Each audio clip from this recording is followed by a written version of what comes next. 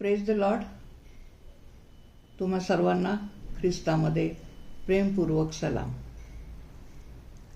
आजच्या मननासाठी जो शास्त्रभाग मी निवडलेला आहे तो आहे लूककृत शुभवर्तमान याचा 1 अध्याय आणि 26 ते 38 वचनं आपण पाहणार आहोत. आपण प्रार्थना करू. स्तुतीस पात्र आणि भयास योग्य आमच्या जीवन परमेश्वरा, तुला मान, महिमा, गौरव आता आणि सदा सर्व काळ असो. धन्यवाद प्रभू, आम्ही तुझी स्तुती करतो, तुला धन्यवाद देतो. तू राजांचा राजा, प्रभूंचा प्रभू, तू समान कोणी देव नाही. तू अल्फा, तू ओमेगा, तू प्रारंभ, तू शेवट. प्रभू, या संबंध वर्षभरात तू आम्हाला सांभाळलंस, सुखी ठेवलंस, उत्तम आशीर्वादाने तू आम्हाला भरलंस, उत्तम असं आरोग्य दिलंस आणि हा श्वास तू दिलास, याबद्दल तुला कोटी कोटी धन्यवाद देते. प्रभू, तुझं वचन सांगत असताना माझं तू सहाय्य कर. पवित्र आत्म्या तू बोल. माझे विचार नसून ते तुझे विचार असू देत आणि माझ्या मुखातून निघणारा प्रत्येक शब्द पवित्र आत्म्या तुझ्याद्वारे येऊ दे, जेणेकरून प्रभू तुझा गौरव होईल, तू उंचावला जाईल असं होऊ दे. ही लहानशी विनंती येशू जो आमचा तारणारा, त्याच्या गोड आणि प्रिय नावात प्रार्थना केली म्हणून तो ऐक पित्या. आमेन. प्रियांनो, लवकरच आम्ही नाताळाचा सण साजरा करणार आहोत आणि या वेळेला आपण पाहतो की आपल्या घरातच नव्हे तर जगामध्ये सर्वीकडं अतिशय उत्साहाचं आणि आनंदाचं असं वातावरण आहे. कारण आमचा तारणारा जो प्रभू येशू ख्रिस्त याचा जन्मदिवस आम्ही लवकरच साजरा करणार आहोत. प्रियांनो, आपण जर बायबल पाहिलं तर त्यामध्ये आपण पाहतो की उत्पत्तीपासून ते प्रगटीकरणापर्यंत परमेश्वराने जे जे काही केले त्या प्रत्येक गोष्टीमागे परमेश्वराची काही ना काही योजना आहे, काही ना काही हेतू आहे. आणि प्रभू येशू ख्रिस्ताचा जन्म हा एका कुमारिकेद्वारे होणं हा सुद्धा एक त्याच्याच योजनेचा भाग आहे.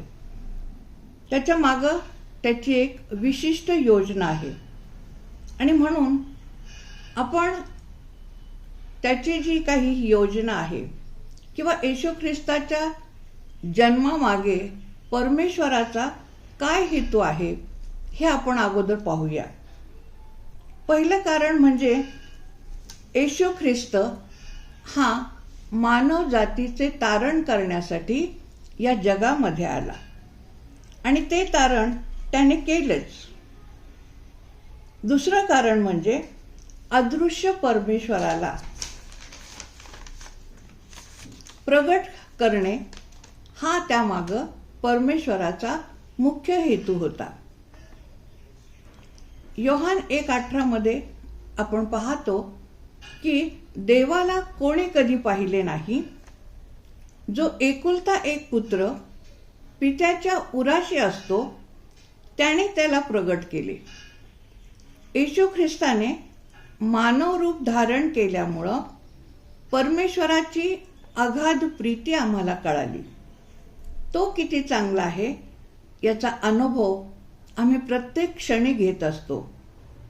त्याचा दयाळूपणा, कृपाळूपणा, कनवाळूपणा, त्याची क्षमाशील वृत्ती ही जशी येशूच्या ठायी होती त्यावरून आम्हाला कळतं की परमेश्वर हा कसा आहे. या पृथ्वीवर त्याच्या समान दुसरा कोणी देवच नाही. योहान 14:1 मध्ये येशू म्हणतो, ज्याने मला पाहिले त्याने पित्याला पाहिले. होय प्रियांनो, येशूमुळं आम्हाला त्या स्वर्गीय पित्याचे दर्शन झाले. तिसरे कारण म्हणजे देवाचे जे अभिवचन ते पूर्ण करण्यासाठी येशू ख्रिस्ताचा जन्म झाला. उत्पत्ती 4 मध्ये 4थ्या वचनात आपण पाहतो की वधस्तंभावरील मृत्यूद्वारे, गलती 4 4थ्या वचनात आपण पाहतो की वधस्तंभावरील मृत्यूद्वारे काळाची पूर्तता झाली. तेव्हा देवाने आपल्या पुत्राला पाठवले. तो स्त्रीपासून जन्मलेला, नियमशास्त्राधीन असा जन्मला होता. होय प्रियांनो, येशूने वधस्तंभावरील मृत्यूद्वारे उत्पत्तीतील जे आम्ही शापित होतो त्यापैकी शापित सर्पाचे म्हणजेच सैतानाचे येशू ख्रिस्ताने डोके फोडले. लक्षात ठेवा, येशू जन्मला नसता तर त्या सैतानाचा पराजय झाला नसता आणि आम्ही पापातच मेलो असतो. चौथे कारण म्हणजे दाविदाची जी काही दाविदाबरोबर परमेश्वराने करार केला होता, तो करार पूर्ण करण्यासाठी येशू ख्रिस्ताचा जन्म झाला. 2 शमूएल 7:12 आणि 13 या वचनामध्ये दाविदाला परमेश्वर म्हणतो, तुझ्या वंशजास तुझ्या मागून स्थापून त्याचे राज्य स्थिर करील आणि मी त्याचे राज्यासन कायमचे स्थापीन. आणि आपण पाहतो की येशू हा दाविदाच्या वंशात जन्मला आणि त्यामुळंच देवाचा हा करार या ठिकाणी पूर्ण झाला.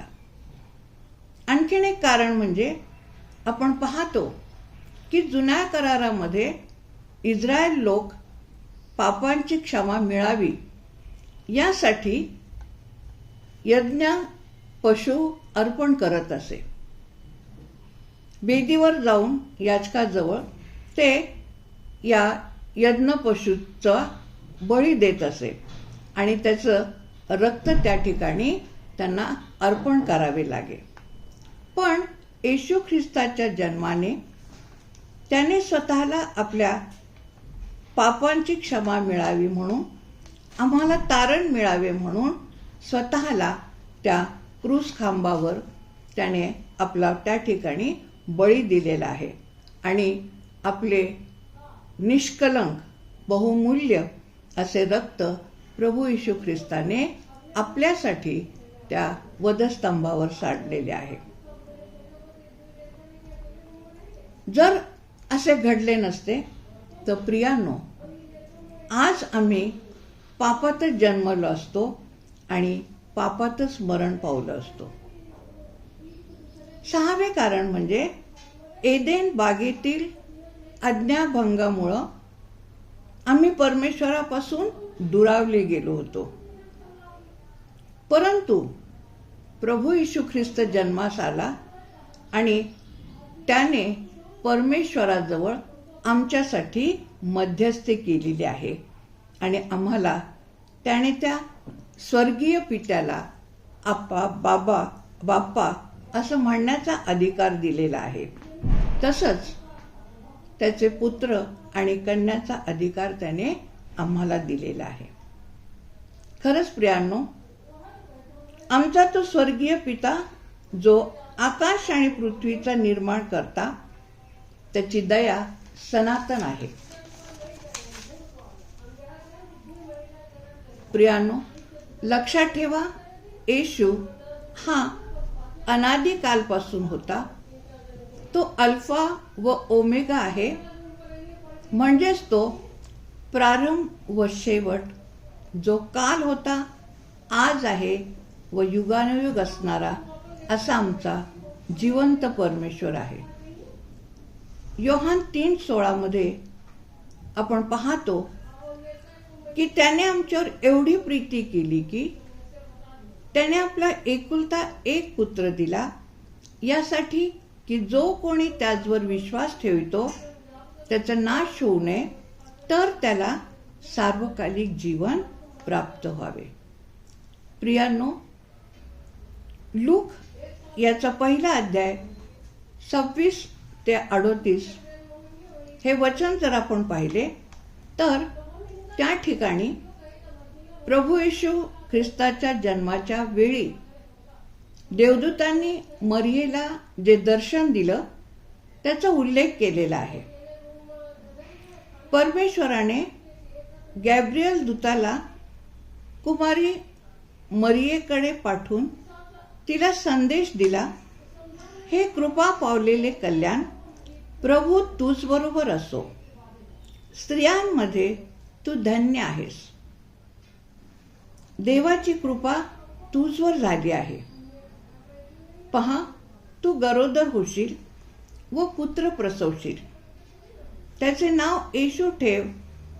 तो थोर होईल व त्याला परात्पराचा पुत्र म्हणतील.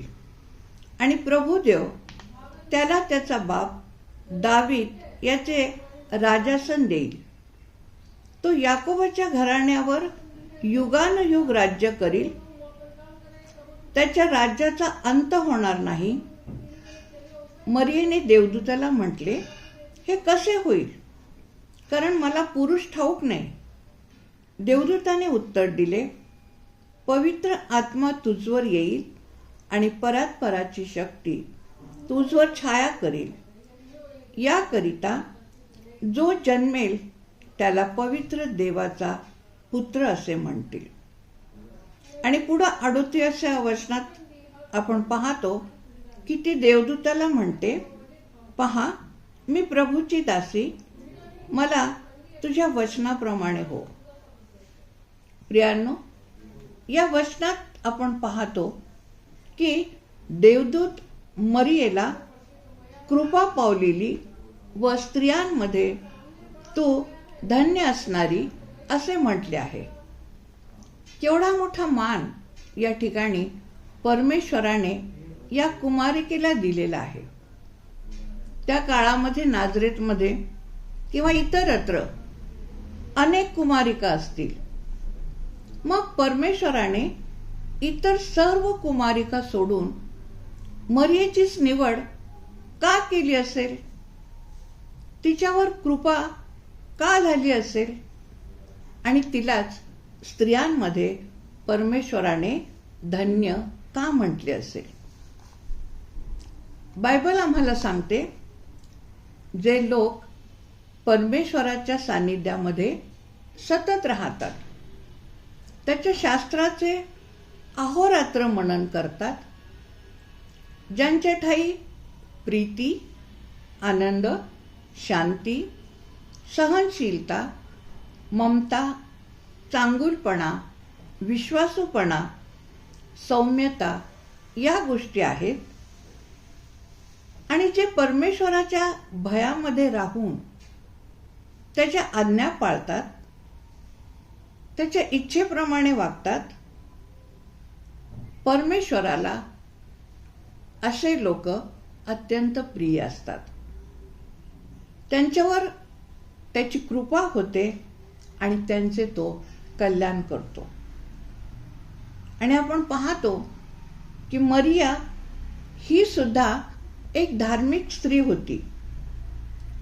नियमशास्त्र, जुना करार तिला माहीत होता. परमेश्वराला ती ओळखत होती. इस्रायल लोकांविषयी परमेश्वराची जी काही प्रीती होती ती तिने वाचलेली होती. जे अद्भुत कृत्य परमेश्वराने इस्रायल लोकांसाठी केले होते ते तिला माहीत होते. आणि तेही तिला माहीत होतं की हे इस्रायल लोक, यहुदी लोक येणाऱ्या मसीहाची वाट पाहत आहेत. आणि त्या मसीहाची वाट पाहणाऱ्यामध्ये मरिया ही सुद्धा होती. आणि त्यामुळंच ती परमेश्वराला भिवून वागत होती. त्याच्या आज्ञेप्रमाणे, वचनाप्रमाणे ती वागत होती. आणि म्हणून तिने आपले आचरण कुमारिकेला शोभणारे, शुद्ध आणि पवित्र असे ठेवले होते. आणि परमेश्वराने तिचे हे अंतःकरण पारखले होते आणि म्हणून परमेश्वराने प्रभू येशू ख्रिस्ताची जगिक आई होण्यासाठी कुमारी मरियेची निवड केली आणि तिला स्त्रियांमध्ये धन्य असं म्हटलेलं आहे. प्रियांनो, आज परमेश्वर आम्हाला तुम्ही स्त्रियांमध्ये धन्य आहात असं म्हणेल का? आज आम्हाला स्वतःविषयी विचार करण्याची गरज आहे. मी परमेश्वराच्या सानिध्यामध्ये आहे का? त्याच्यावर मी प्रीती करते का? त्याच्या शास्त्राचे अहोरात्र मी मनन करते का? त्याच्या वचनाप्रमाणे मी वागते का? माझे आचरण शुद्ध आहे का? मी परमेश्वराला भिवून पवित्र जीवन जगत आहे का? स्त्रियांनो, लक्षात ठेवा, मी कशी दिसते यापेक्षा परमेश्वराच्या दृष्टिकोनातून स्वतःला पहा. एक आई म्हणून, एक पत्नी म्हणून, एक सून म्हणून, एक सासू म्हणून, एक बहीण म्हणून मी कशी आहे? मी प्रभू येशू ख्रिस्ताची एक चांगली दासी आहे का? एक उत्तम शिष्य आहे का? याचा आपण आज विचार करायला हवा. जगाच्या बाह्य गोष्टीमध्ये रमण्यापेक्षा जर आम्ही वचनाप्रमाणे, नीतीप्रमाणे वागलो तर निश्चितच परमेश्वर आम्हाला धन्य म्हणेल. त्यासाठी आमच्या ठायी ख्रिस्त दिसणे हे अत्यंत गरजेचे आहे. आमच्या जीवनातून जर प्रभू येशू ख्रिस्ताचं दर्शन झालं तर नक्कीच इतर लोक देवाचं गौरव करतील. मरियेने पवित्र प्रभूला समर्पित असं जीवन अर्पण केलं होतं आणि ते पाहून परमेश्वराने मानवरूप धारण करून तिच्या पोटी जन्म घेतला. देवदूताने तू पवित्र आत्म्याने गर्भरूत होशील असे सांगितल्यानंतर ती घाबरलेली आहे, क्षणभर विचारात पडलेली आहे. परंतु दूत तिला म्हणतो, भिवू नकोस. किती मोठं धैर्य तो तिला देत आहे की मी परमेश्वराचा निरोप तुला पोहोचवत आहेस. त्याच्या वचनाप्रमाणे प्रत्येक गोष्टी घडणार आहेत, त्यामुळं तू भिवू नकोस. आणि मग ती देवदूताला म्हणते, हे कसं शक्य होईल? कारण मला पुरुष माहीत नाही. ती सत्य ते सांगत आहे त्या देवदूताला. तेव्हा तिच्या मनामध्ये क्षणभर सुद्धा असा विचार आला असेल की हे घडल्यानंतर मला घरातील लोक, घरातील नातलग किंवा समाज काय म्हणतील, माझ्याकडे कोणत्या दृष्टिकोनातून पाहतील. पण मरियेचा परमेश्वरावर इतका विश्वास होता की तिने त्या दृढ विश्वासामध्ये सर्व गोष्टी स्वीकारल्यात. कोणत्याच गोष्टीची तिने पर्वा केलेली नाहीये आणि परमेश्वराच्या त्या महान योजनेला तिने मान दिलेला आहे. खरोखर प्रियांनो, त्यामुळंच मरिया एक नीतिमान अशी स्त्री ठरलेली आहे. मला पुरुष ठाऊक नाही हे तिने परमेश्वरापुढं कबूल केलेलं आहे. पण परमेश्वर तिला माहीत आहे हे मात्र निश्चितच त्या ठिकाणी सिद्ध होत आहे. गॅब्रिएल दूताला ती म्हणते, पहा, मी प्रभूची दासी, मला तुझ्या इच्छेप्रमाणे हो. प्रियानो, दासी कोणाला म्हटलं जातं? जे परमेश्वराच्या वचनाप्रमाणे वागतात, त्याच्या आज्ञेप्रमाणे कृती करतात, त्यांना दासी असं म्हटलं जातं. मरिया या ठिकाणी तिच्या बोलण्यातून आपल्याला ती एक लीन आणि नम्र अशी स्त्री होती हे दिसून येते. तिच्या ठाई अहमपणा नव्हता, गर्व नव्हता, तर एक दासीच्या ठिकाणी असणारी नम्रता आणि लीनता आपल्याला या ठिकाणी आढळून येते. आज परमेश्वराला आमच्या ठाई एवढी लीनता, एवढी नम्रता आढळेल का? आपण जर आजच्या युगामध्ये बाहेरचं जगाचं वातावरण पाहिलं तर आपण पाहतो की मुलं मुली सध्या रिलेशनशिपला अतिशय महत्त्व देते. आणि काय कारण सांगतात की आम्हाला एकमेकाला जाणून घ्यायचे. परंतु प्रियांनो, आपल्या तरुण लेकरांना अगोदर हे सांगा की तुम्ही परमेश्वराला अगोदर जाणून घ्या, परमेश्वराला ओळखा, म्हणजे परमेश्वर नक्कीच तुमचं पुढील जीवन आशीर्वादित करेल. आज आमच्या तरुणांचे नोकरीचे प्रश्न आहेत, आरोग्याचे प्रश्न आहेत, त्यांच्या व्यसनांचे प्रश्न आहेत. अनेक गोष्टींमुळं ते निराश झालेले आहेत. परंतु त्यांना प्रार्थनेचं महत्त्व पटवून द्या, कारण आमचा देव प्रार्थना ऐकणारा आणि त्याची उत्तरं देणारा परमेश्वर आहे. मत्ते 1:18 आणि 25 या वचनामध्ये आपण पाहतो की योसेफाला सुद्धा प्रभूच्या देवदूताने स्वप्नात दर्शन देऊन येशूच्या जन्माविषयी त्याची योजना सांगितली, यासाठी की जे संदेष्ट्याकरवी प्रभूने सांगितले होते ते पूर्ण व्हावे. पहा, कुमारी गर्भवती होऊन पुत्र प्रसवेल व त्याला इमान्युएल म्हणतील. याचा अर्थ आम्हाबरोबर देव असा आहे.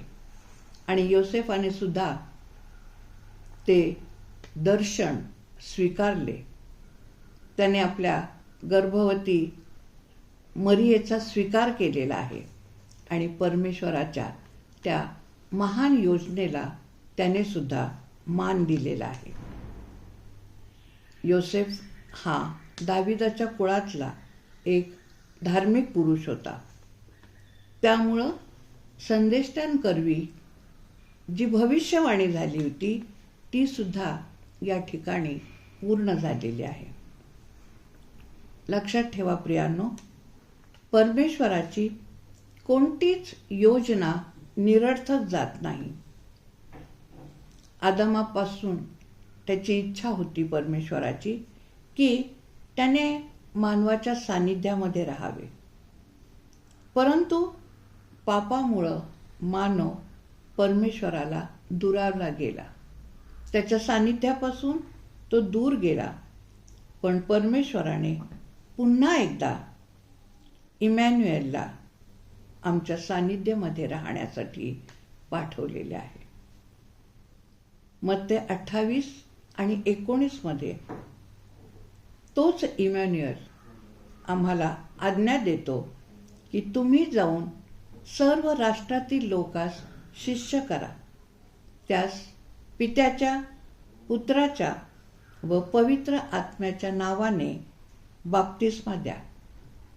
जे सर्व मी तुम्हास आज्ञापिले ते पाळावयास त्यांना शिकवा आणि आमच्याशी तो करार करत आहे तो करार हा की पहा, युगाच्या समाप्तीपर्यंत मी सदोतीत तुम्हाबरोबर आहे.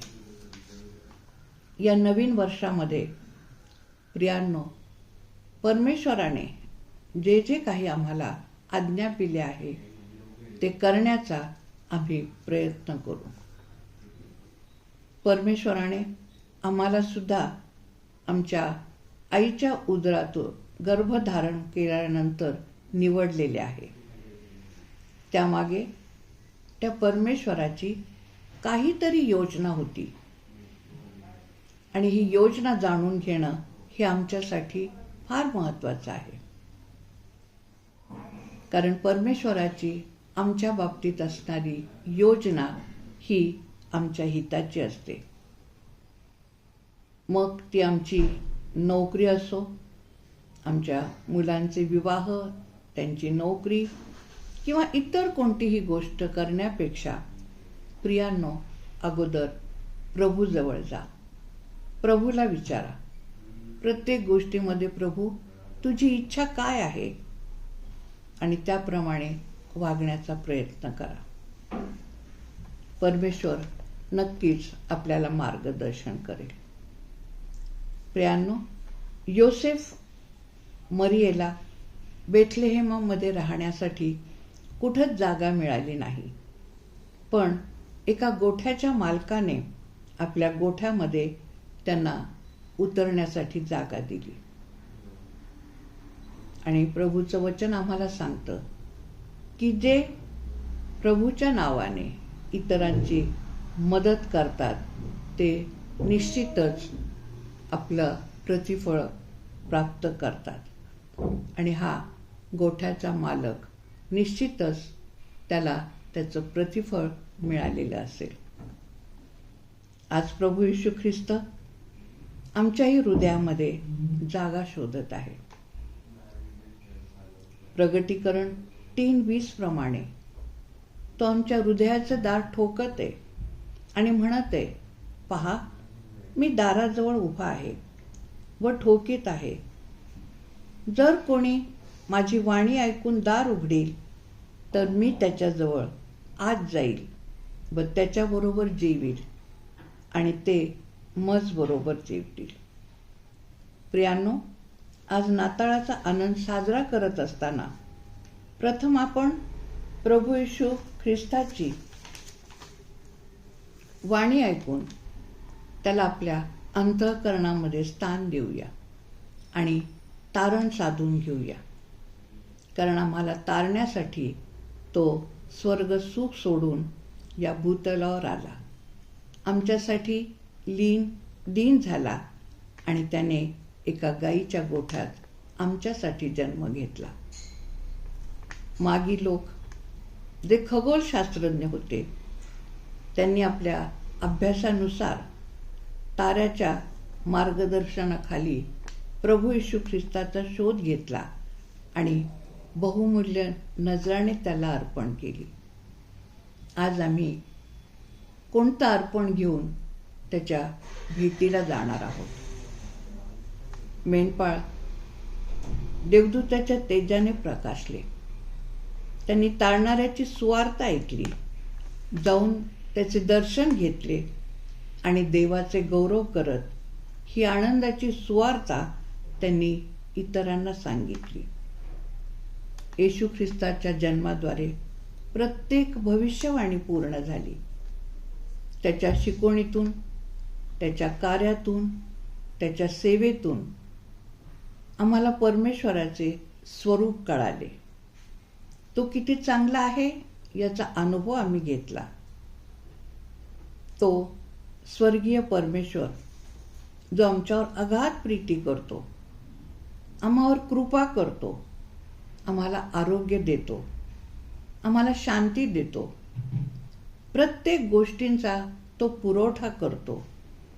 दुःखात, अडचणीत, संकटात आमच्या बरोबर तो राहतो, आम्हाला विजय प्राप्त करून देतो. अशा त्या इमॅन्युअल देवाला कोटी कोटी धन्यवाद.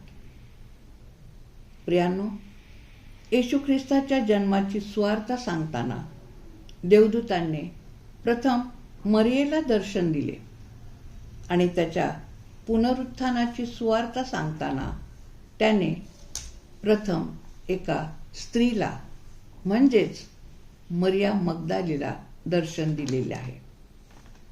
पुनरुत्थित ख्रिस्त मरिया मग्दलीला प्रथम दिसला आणि प्रभू उठला आहे ही सुवार्ता तिने प्रथम शिष्यांना आणि इतरांना दिली.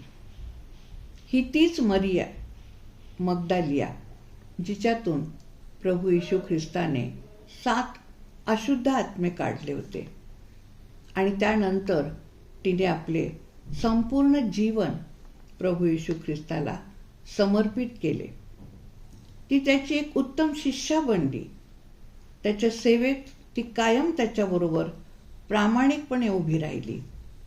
आपण पाहतो वधस्तंभ घेऊन चालणाऱ्या खडतर वाटेवर रोमी शिपायांना न घाबरता प्रभू येशूच्या मागं ती चालत होती. क्रूसाच्या पायथ्याशी सुद्धा ती त्याच्यासाठी शोक करताना आपल्याला दिसते. एवढेच नव्हे तर येशूच्या कबरेजवळ विश्वासाने त्याचा शोध घेणारी मरिया मग्दली ही आपल्याला पाहायला मिळते. प्रियांनो, प्रभूने तिचे अंतःकरण पारखले आणि म्हणूनच पुनरुत्थित प्रभू येशू ख्रिस्ताची पहिली साक्षीदार होण्याचा मान तिला मिळाला. तो उठला आहे ही आनंदाची पहिली सुवार्ता सर्वांना सांगण्यासाठीचा मान तिला मिळाला आणि ती प्रभू उठला आहे ही सुवार्ता सांगण्याची पहिली मानकरी ठरलेली आहे. धन्य ती मरिया जिला येशू ख्रिस्ताची जगिक आई होण्याचा मान मिळाला आणि धन्य ते मरिया मग्दलिया जी पुनरुत्थित येशू ख्रिस्ताची पहिली साक्षीदार आणि पहिली सुवार्तिक बनली. बायबलमध्ये प्रियांनो स्त्रियांना उत्तम असा दर्जा दिलेला आहे. त्यांची सेवा करण्याची सुवार्ता गाजविण्याचा अधिकार परमेश्वराने त्यांना दिलेला आहे. आज आपले जीवन कितीही कष्टात, दुःखात, आजारात असू द्या, त्या दानाच्या द्वारे प्रभू ख्रिस्ताने जे आम्हाला दिलेले आहेत आपण त्याचं गौरव करूया. मग ते दान कोणतंही असू द्या. वचनाचे दान असो, प्रार्थनेचं दान असो, गाण्याचं दान असो किंवा इतर कोणतंही दान असो जे परमेश्वराने आम्हाला दिलेले त्याद्वारे आम्ही परमेश्वराची सेवा करूया. आणि शेवटचं की येशू ख्रिस्ताच्या जन्माद्वारे त्याचे पृथ्वीवरील पहिले आगमन झाले.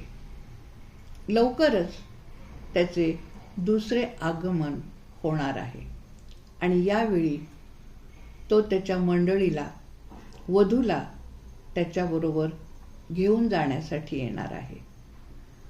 प्रभू येशूची इच्छा आहे की त्याला सामोरं जाताना त्याच्या मंडळीने, वधूने पवित्र, शुद्ध, पवित्र आत्म्याने भरलेले, डाग सुरकुत्या नसलेले असावे. आज जर आम्ही पापामुळं डागाळलेले असू तर आपल्या पापांबद्दल पश्चाताप करूया, प्रभू येशूची क्षमा मागूया आणि तारण प्राप्त करूया. प्रियांनो, ख्रिस्त जयंतीचा आनंद साजरा करत असताना आपण प्रभू येशूच्या द्वितीय आगमनात त्याच्याबरोबर जाण्याची सुद्धा तयारी करूया. परमेश्वर ही वचनं आपणासाठी आशीर्वादित करू. तसेच हा नाताळ व येणारे नवीन वर्ष आपणा सर्वांस आनंदाचे, सुखाचे आणि भरभराटीचे जावो हीच प्रभूचरणी प्रार्थना. आमेन.